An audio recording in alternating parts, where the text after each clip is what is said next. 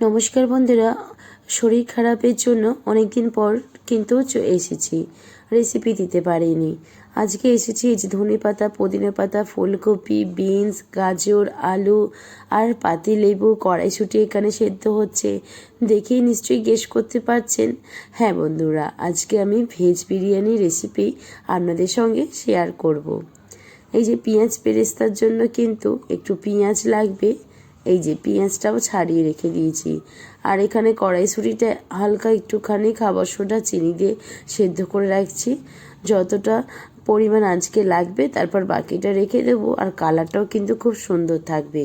প্রথমে এই যে তেল গরম করে সবজিগুলো একে একে কিন্তু ভেজে নেব। প্রথমে আলুটা ভেজে নিচ্ছি, তারপরে ফুলকপি, তারপরে এই যে গাজর আর বিন কড়াই, এইগুলোও কিন্তু সমস্ত কিছু ভালো করে কিন্তু ভেজে নেব। আপনারা চাইলে কিন্তু সেদ্ধও করে নিতে পারেন, কিন্তু এইটা একেবারেই বিয়েবাড়ির মতন বা অনুষ্ঠান বাড়ির মতন করা হচ্ছে বলে, তাই জন্য কিন্তু অনুষ্ঠান বাড়িতে বা বিয়ে বাড়িতেই কিন্তু ভেজে কিন্তু জিনিসটা করা হয়। কারণ ভেজে করলে দেখবেন অনেকক্ষণ পর্যন্ত হয়তো থাকবে, জিনিসটা আরও খেতেও ভালো লাগে। আপনারা আরও একটু হেলদি একেবারে ভেজ বিরিয়ানিটা করতে চাইলে অবশ্যই বলবো না ভেজে, তাহলে এমনি সেদ্ধ করে করতে। আর এই যে দেখুন, পেঁয়াজ পেরেস্তাটা আমার অনেকটা লাগবে। পেঁয়াজ পেরেস্তাটা কত সুন্দর ব্রাউন কালার করে একদম ভেজে নিয়ে তুলে নেওয়া হলো। এরপরে কিন্তু ভাজা আমাদের সব কিছু কাজ, এই যে ফুলকপিটাও করে নেব। এরপরেই কিন্তু ভাজা সমস্ত কিছু কাজ আমাদের কিন্তু হয়ে যাবে। এই যে একে একে সব কিছু ভেজে নিয়ে তারপরেই কিন্তু চলে এসছে একটা মশলা রেডি করতে। মশলাটা একটা বাটি নিয়েছি, তাতে ফেটিয়ে রাখা খানিকটা টক দই, ধনিয়া গুঁড়ো, একে একে যে মশলাগুলো আমাদের বাড়িতে থাকে তো সেইগুলোই দেব।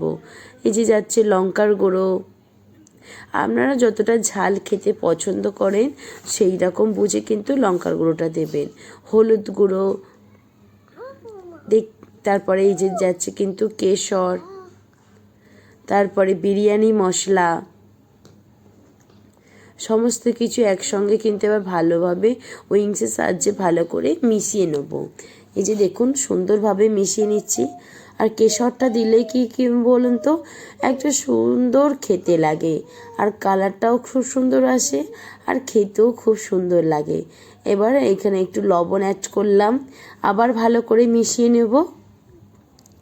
এই যে দেখুন সবজিগুলো তো রাখা হয়েই গেছিলো, আর এই যে কড়াইশুঁটিটা সেদ্ধ করে রেখেছিলাম ওইটাও দিয়ে দিলাম। ওইটার ভাজি না, ওটা ভাজতে লাগবে না।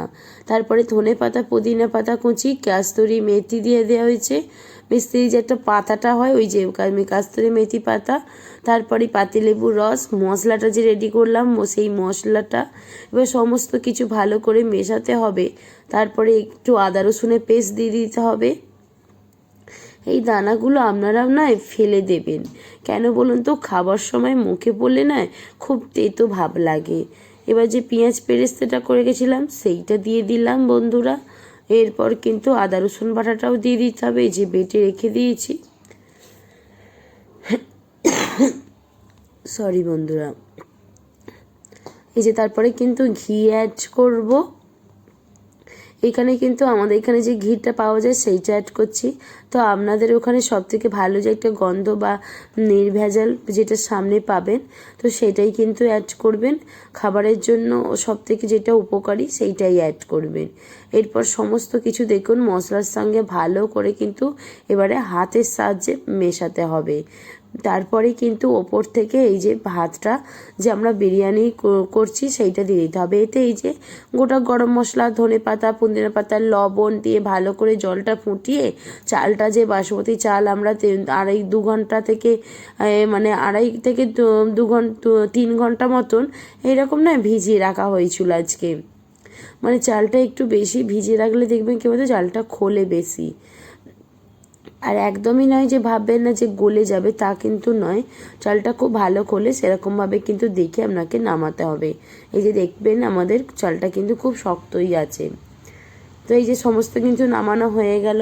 যে গোটা গরম মশলা বলতে শাহি জিরে, লবঙ্গ, এলাচ, ডালচিনি, তেজপাতা এইগুলো দেওয়া হয়েছিল। তারপরে লবণ দিয়ে দেওয়া হয়েছিল, একটু তেল দিয়ে দেওয়া হয়েছিল, তারপরে যে ধনে পাতা পুদিনা পাতা সমস্ত কিছু দিয়ে ভালো করে ফুটিয়ে নিয়ে জলটা, তাতে চালটা তুলে দিয়ে চালটা ভালো করে একটুখানি সেদ্ধ মতন হয়ে গেলে 80% মতন সেদ্ধ হয়ে গেলে আর তারপরেই আমরা কিন্তু নামিয়ে নেব। আর ওপর থেকে ওই যে ফ্যানেরই জল 3-4 হাতার মতন জল দিয়ে দেবো, বেশি দিতে লাগবে না, কেননা সবজি তো আমাদের অলরেডি রেডি আছে, তাই না, ভাজা হয়ে গেছে একদম সেদ্ধ মতন। ওপর থেকে গার্নিশের জন্য পেঁয়াজ যে ভেজে রেখেছিলাম সেই পেরেস্তা থেকে খানিকটা সাইড করে রাখবেন, সেইটা দিয়ে দিবেন। একটু বিরিয়ানি মশলা যাচ্ছে, একটু ঘি যাবে, তারপরে এই যে ধনে পাতা পুদিনা পাতা এই সমস্ত কিছু দিয়েই এবার ভালো করে ঢাকনা দিয়ে আধা ঘন্টার মতন ফুল রেডিটা হবে আর কি। 20 মিনিট যাবে ফুল দমে, মানে 15 মিনিট আর কি। সবজি তো 15 মিনিট দিলেই হবে, সবজি বিরিয়ানি 15 মিনিট যাচ্ছে ফুল দমে, আর একদম লো করে দেবেন 15 মিনিটে। মোট আধা ঘন্টা রাখবেন, রাখলেই দেখবেন সুস্বাদু বিরিয়ানি একদম রেডি। এবার গরম তো বন্ধুরা দেখুন কতটা সুন্দর দেখতে হয়েছে, আর সত্যি ভেজ বিরিয়ানি দেখুন আলাদাই একটা গন্ধ, মানে সব রকম সবজি ভেজে একটা করেছে, তার উপর ঘি, অসাধারণ লাগছে। আর এই যে এইটা প্রায় খেলাম 2 বছর 3 বছর তো হবেই, কেননা আমি যখন প্রেগনেন্সি ছিলাম সেই সময়তে একবার খেয়েছিলাম, খুব সুন্দর লেগেছিল।